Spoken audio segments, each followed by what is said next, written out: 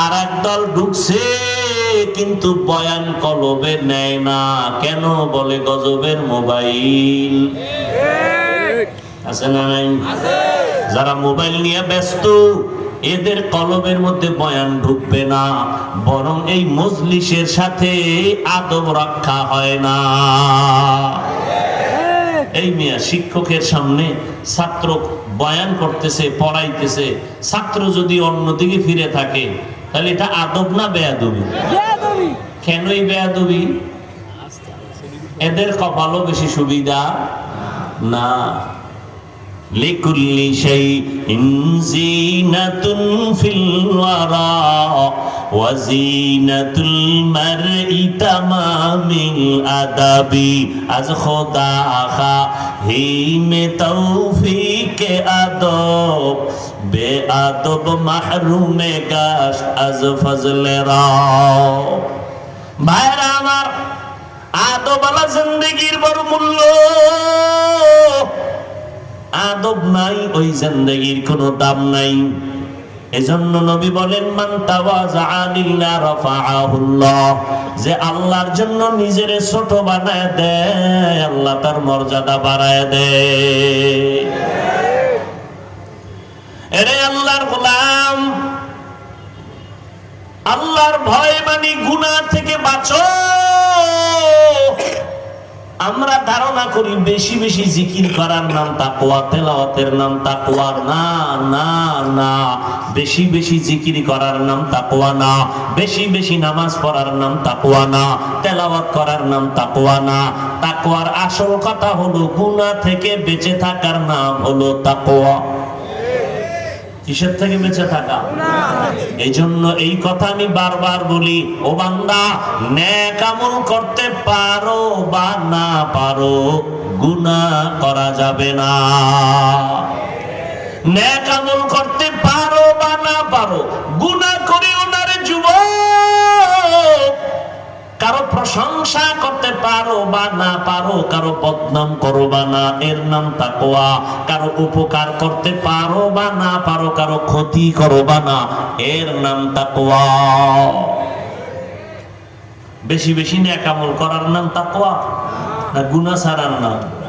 গুনাহ ছাড়ার নাম। ক্বালান নবিয়্যু সাল্লাল্লাহু আলাইহি ওয়া আলিহি ওয়া সাল্লাম ইত্তাকিল মাহারিম তাকুন আ'বাদান নাস। ও আল্লাহর বান্দারা, নবীজি বলেন হারাম অবৈধ আল্লাহর নিষিদ্ধ জিনিস থেকে নিজেরে বাঁচাও। আল্লাহর কাছে মানুষের মাঝে মর্যাদা বেড়ে যাবে, আল্লাহর কাছে দাম বেড়ে যাবে।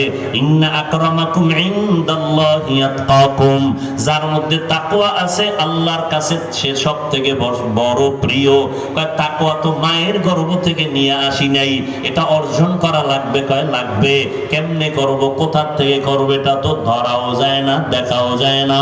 বলে লিকুল্লি শাইইন মাদিনুন ওয়া মাদিনুত তাকওয়া কুলুবুল আরিফিন। ভালো ভালো জিনিস রাখার একটা গোডাউন আছে। তাকওয়ার গোডাউন হলো আল্লাহর প্রিয় বান্দাদের অন্তর, কলব হলো তাকওয়ার গোডাউন। এদের সাথে লাইন লাগায় দেও, কুনু মা'আস সাদিকিন। আল্লাহর প্রিয় বান্দা যারা, তাদের বন্ধু হইয়া থাকো। তাদের নেক নজর লাগবে, কলবে তাকওয়া ঢুকে যাবে। আল্লাহর খাঁটি বান্দা যারা তাকওয়ার উপরে চলে, তাদের নেক নজর লাগাও, সোহবত অন্তরে জমা করো, তাকওয়া অন্তরে চলে আসবে। আমাকে একটা নগদ নমুনার জবাব দিবেন, আল্লাহকে সাক্ষী রেখে চালাকি করবেন না। এতক্ষণ যে আপনারা বয়ান শুনছেন, ওলামায়ে কেরামের আরো শুনবেন। আল্লাহকে সাক্ষী রেখে বলেন, এই যে বয়ানের প্যান্ডেলে বসছেন, এতক্ষণ বয়ান শুনিয়া কোরআন হাদিসের একটু হলেও কি অন্তরে দাগ কাটে নাই? সত্য কথা বল, কাটছে? একটু ভয় আসছে?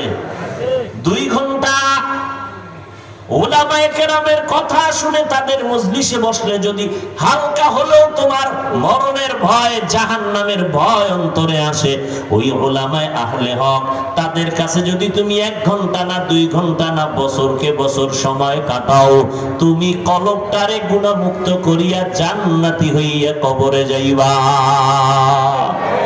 সোহবাতে সালে তোরা লেকুনাত সোহবতে তলে তোরা তলে কুনাতের জমানা সোহবতে বা আউলিয়া পেতে রসদ সালা তাআত বেরিয়া। আমাকে একটু বলেন তো, নবীজি কিয়ামতের আগে আর আসবেন? সত্য কথা বলেন। আবু বকর আসবেন? ওমর আসবেন?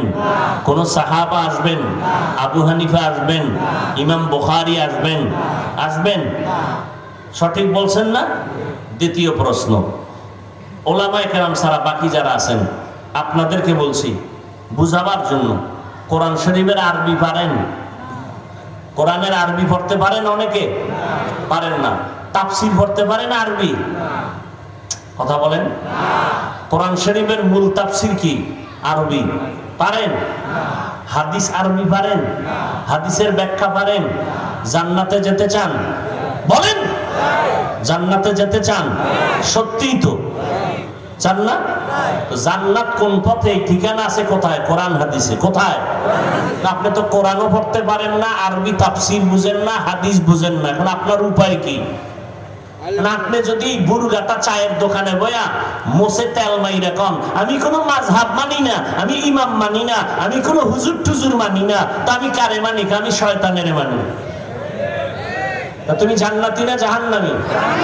ওলামায়ে কেরাম ছাড়া কোরআন বুঝার কোনো পথ আছে? ওলামায়ে কেরাম ছাড়া হাদিস বুঝার কোনো পথ আছে? তাহলে এই পচা গান্ধা বুদ্ধি তোমার ব্রেনে কে দিয়েছে যে তুমি বলতেছো আমি বুখারী মানি, আমি হাদিস মানি, কোরআন মানি? তুমি হাদিস বুঝো না, কোরআন বুঝো না, তুমি কিভাবে বলো আমি হাদিস মানি? কোনো মাযহাব মানি না, কোনো ইমাম মানি না, কোনো ওলি মানি না, আউলিয়া মানি না। আল্লাহর কসম করে বলে গেলাম, আল্লাহর শপথ করে বলে গেলাম তিনবার, ওয়াল্লাহি বিল্লাহি তাল্লাহি, যারা বলে ওলিয়া উলিয়া মানি না, খোদার কসম ওরা ভণ্ড। কোরআন মানে না, বুখারী শরীফ মানে না, ওদেরকে যারা ভণ্ড বলবে না, আল্লাহর কসম ওরাও ভণ্ড।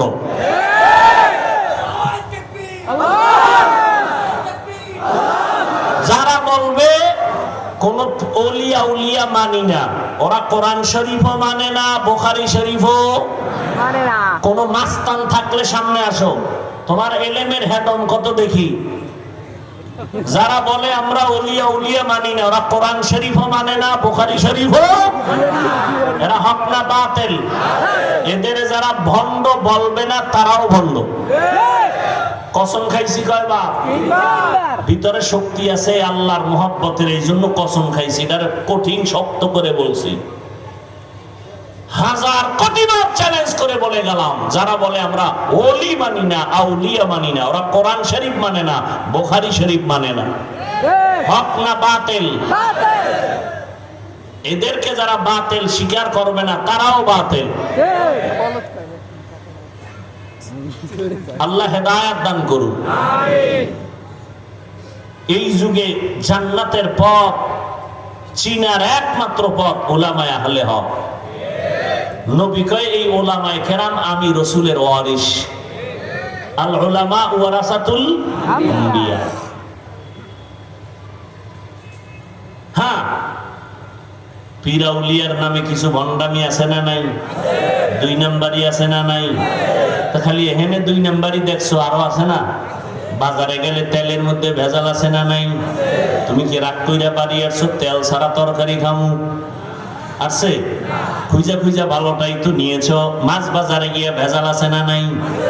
আম কিনতে গিয়া ভেজাল আছে না নাই? রাগ কইরা তো তুমি আসো নাই, ভেজাল কেন, আম খাবোই না, বরং খুঁজা খুঁজা ভালোটাই নিলা।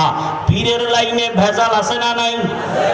এখানেও খুঁজো কারা হক, কার কথায় বেনামাজি নামাজি হয়, কাদের সোহবতে দাড়ি কামানেওয়ালা দাড়িওয়ালা হয়, এদের কাছে যাও, এদের দোয়া নাও।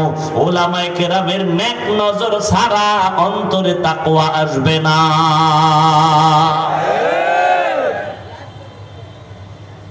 এবার একটা বাংলা প্রশ্ন করি, বাংলা সহজ, পেশ ছাড়া।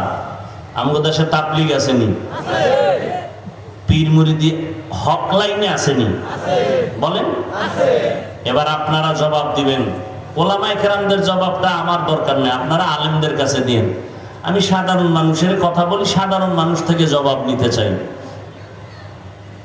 তাবলীগের কারণে, খুব খেয়াল করে জবাব দিবেন, তাবলীগের কারণে আমার বাংলাদেশের মুসলমানের ঈমানের কি পরিমাণ ক্ষতি হয়েছে? জবাব দেন। হ্যাঁ, সরাসরি বলেন, পেঁচগোছ নাই, মুনাফিকি করবেন না। হইছে? ভালো হয়েছে। আচ্ছা, এবার আসেন হক লাইনে পীর মুরিদি আছে না নাই? বাহাদুরপুর আহলে হক নাকি? চরমনাই, নানুপুর, কি কথা বলেন না কেন? এদের দ্বারা, এই যারা হক, এদের দ্বারা আমার বাংলাদেশের মুসলমানের ঈমান আমলের ক্ষতি হয়েছে না উপকার হয়েছে?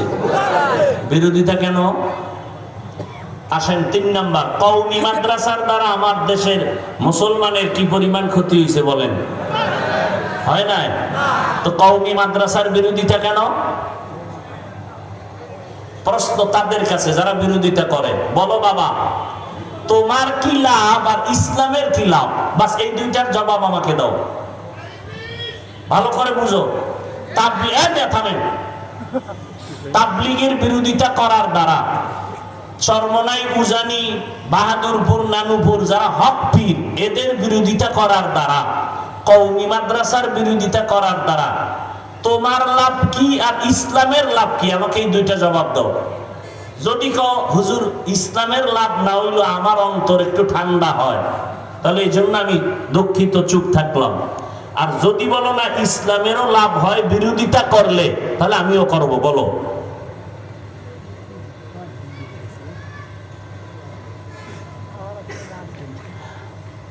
নাম্বার এটা গেল। এবার আসো তোমার বিরোধিতার ফলাফল কি? তুমি চরমনাইয়ের বিরোধিতা করার দ্বারা কমছে? বলো বলো, কমে নাই? তুই আকামটা কেন করছো? তোমার বিরোধিতার দ্বারা তাবলীগ কমছে? কওমি মাদ্রাসা কমছে না বাড়তেছে? তা লাভ হইল কি? তুমি যদি কমাইতে পারতা, তাই না তুমি নাক টেনে একটু তৃপ্তি সহকারে ঘুমাইতা। তুমি তো পারো নাই। বরং তাবলীগের মধ্যে পাঠ কয়টা বলেন? 2 পাঠ। 2 পাঠ হওয়াতে কি কাম কমছে না বাড়ছে? দেখছেন নি কি এখন দিনের কাম বাড়ছে না? নাকি সাআদ সাহেবের যারা অনুসারী তারা বিড়ি টানে, আর যারা ভিন্ন লাইনে আছে তারা গাঞ্জা খায়? বরং দোনো লাইনেই কিন্তু দৌরাত্ম চলছে, দৌড় চলতেছে, মানুষকে ডাকতেছে দিনের দিকে, ঠিক নেই? তাহলে দলাদলি হয়ে কি খেদমত কমছে না বাড়তেছে? তুমি বিরোধিতা করো কেন? হ্যাঁ, কাটা ছাড়া মাছ নাই, দোষ ছাড়া। বরিশাল লেগেও কি আবার ভিন্ন ভাষায় বুঝাইতো? কাটা ছাড়া, দোষ ছাড়া। তো তুমি আমার দিকে আঙ্গুল ঘুরাইছো, তোমার দাড়ি নেই কেন? তোমার চুলগুলো বেঈমানের লাইনে কেন? তোমার বোনের খবর নাও, নামাজ পড়েনি, পর্দা করেনি, তোমার আব্বা আম্মার খবর কি? তোমার ভাই বোনের খবর কি? এটি আগে ঠিক কইরা এরপরে তাবলীগের বিরুদ্ধে হাতে কলম লও। তোমার দাড়ি নাই, তোমার অধিকার নাই অন্য দাড়িওয়ালার বিরুদ্ধে কথা বলা। তুমি সুদ খাও, তোমার অধিকার নাই হালাল খানেওয়ালার বিরুদ্ধে কথা বলা। তুমি কোরআন শরীফ বুঝো না, পারো না, কোরআন ওয়ালাদের বিরুদ্ধে কথা বলার তোমার অধিকার নাই। এরপরও যদি করো, অপেক্ষায় থাকো, বিছানায় পঙ্গু হয়ে মরতে হবে, লিখে রাখো। অপেক্ষায় থাকো, কারণ বেয়াদবি সব জায়গায় চলে না। মা বাবার সাথে বেয়াদবি, ওলামায়ে কেরামের সাথে বেয়াদবি, শিক্ষকের সাথে বেয়াদবি। মৃত্যুর আগেই মরা, মরবে, বিছানায় পড়ে থাকবে, হাত থাকবে, পাওয়ার থাকবে না, চোখ থাকবে, চোখের পাওয়ার থাকবে না, হাত দুর্বল হয়ে যাবে, বিছানায় কাঁদতে কাঁদতে মরে যাবি, একজন আপন পাশে কাউকে পাবি না। সর্বশেষ একটা কথা বলে যাই, এই জাতির জন্য পৃথিবীতে, এই জমিনে ওলামায়ে কেরাম ছাড়া তোমাদের আপন নিঃস্বার্থ বন্ধু কেউ নাই, সব স্বার্থপর। একমাত্র নিঃস্বার্থ বন্ধু কারা? ওলামায়ে কেরাম। অতএব ওলামায়ে কেরাম পেলে বুকে লাগাও, দোয়া নাও, বিরোধিতা করে নিজের কপালকে ধ্বংস করিও না। আমি বলি নাই তুমি কওমি মাদ্রাসা আসো, তাবলীগে আসো, চরমনাই যাও, পাঁচকল্লি পড়ো, না হয় জাহান্নামী, বলছি? না। স্কুলে পড়ো আলহামদুলিল্লাহ, কলেজে পড়ো আলহামদুলিল্লাহ, চাকরি করো আলহামদুলিল্লাহ, ব্যবসা করো আলহামদুলিল্লাহ, ডাক্তার হও, ইঞ্জিনিয়ার হও, প্রফেসর হও, দাবি একটা, বেয়াদব হইও না। বেয়াদব না হইয়া যদি ভালো ডাক্তার হতে চাও তো দুই জিনিস লাগবে। কয়টা? আমার বয়ান শেষ। দুই জিনিস। এক, সুস্থতা লাগবে। কি লাগবে? দুই, সুন্দর চরিত্র লাগবে। তুমি সুস্থ, চাকরি হইছে কিন্তু তোমার চরিত্র শেষ, চাকরি থাকবে। তোমার চরিত্র ফুলের মতো কিন্তু তুমি অসুস্থ, চাকরি টিকবে? সুস্থ থাকতে হবে, চরিত্রও ঠিক করতে হবে। আর এই দুইটাকে হোমানে জবাই করতেছো মোবাইল দিয়া। মোবাইলের দ্বারা কি শুধু ইমানের ক্ষতি, শরীরের ক্ষতি না? এই শিক্ষিত যুবক বাবারা, আজকে বাসায় গিয়ে গুগলে ঢুকো, অ্যান্ড্রয়েড মোবাইলের দ্বারা তোমার শরীরের কি কি ক্ষতি হয় ওখানে লেখা আছে। আমগো হুজুর টুজুর না, তোমাকে মুরব্বী সব টাইওয়ালারা বসে আছে, ওখানে সব থিওরি দেওয়া আছে। চিকিৎসা বিজ্ঞানীরা কি বলেছে এই মোবাইলের দ্বারা তোমার শরীরের কি কি ক্ষতি হয়। এই যুবক, 40 বছরের আগে তোর চেহারা নষ্ট হবে না, মাত্র তোর বয়স 25-27। তোর চেহারার মধ্যে আলো নাই কেন, উজ্জ্বলতা নাই কেন বল?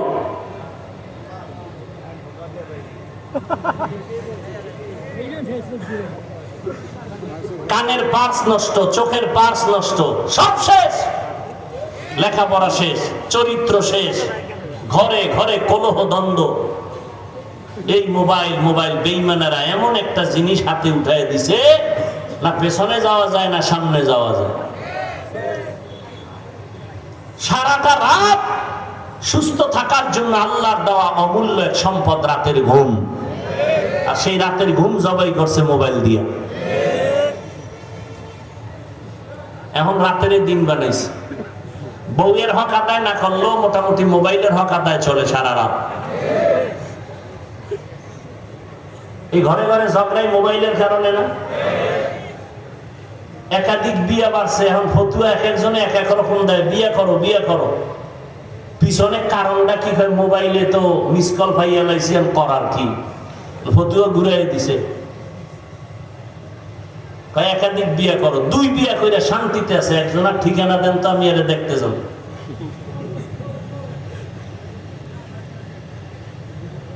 দুই বউ লইয়া শান্তিতে আছে, একটা প্রমাণ আমাকে দেন তো আমি এর দেখতে যাব কি শান্তিতে আছে।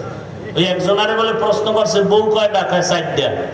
হক আদায় করেননি ঠিক মতো? কয় হক কেমনে? কয় ছোট বউর ধরে থাকি আর 3 বউর সাথে মোবাইলে কথা বলি, এগুলো হক আদায় করে। আল্লাহ আমাকেও মাফ করেন, আপনাদেরও মাফ করেন। কোরআন শরীফের আয়াত, একাধিক বিয়ে ওই ব্যক্তি করবে যে আল্লাহর ভয় নিয়ে তাকওয়া নিয়ে চলবে, বিন্দু থেকে বিন্দু বেইনসাফি করবে না।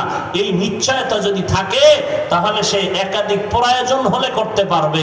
যার মধ্যে এই নিশ্চয়তা নাই তার জন্য সুযোগ নাই, বরং করলে ও মরার আগে জাহান্নাম দেখে মরবে। মোবাইল সাইট কালেকশন করতে করতে পেছে বইরে গেছে, এখন ফতুয়া শুরু হয়ে গেছে, বেশি বিয়ে করো বেশি বিয়ে করো। একটারে ঠিক রাখা যায় না, দুইটা লয়ে টানাটানি। আল্লাহ হেদায়েত দান করুন। আরো জোরে বলেন। এই মোবাইলের গুনাহের থেকে আল্লাহ আমাদের সবাইকে হেফাজত করেন। বয়ান চলবে, আপনারা কেউ উঠবেন না, শেষে দোয়া করে যাবেন। আমি যেহেতু বরিশাল যেতে হবে, ওখানে বয়ান অনেক টাইম যাই, কষ্ট হয়ে যাবে। দোয়া করবেন। যে কথাগুলো বললাম আল্লাহ এগুলো আমাকে আপনাদের সকলকে আমল করার তৌফিক দান করেন। সুবহানাল্লাহি ওয়া বিহামদিহি, সুবহানাকাল্লাহুম্মা ওয়া বিহামদিকা, আশহাদু আল লা ইলাহা ইল্লা আনতা, আস্তাগফিরুকা ওয়া আতুবু ইলাইক। আসসালামু আলাইকুম ওয়া রাহমাতুল্লাহি ওয়া বারাকাতুহু।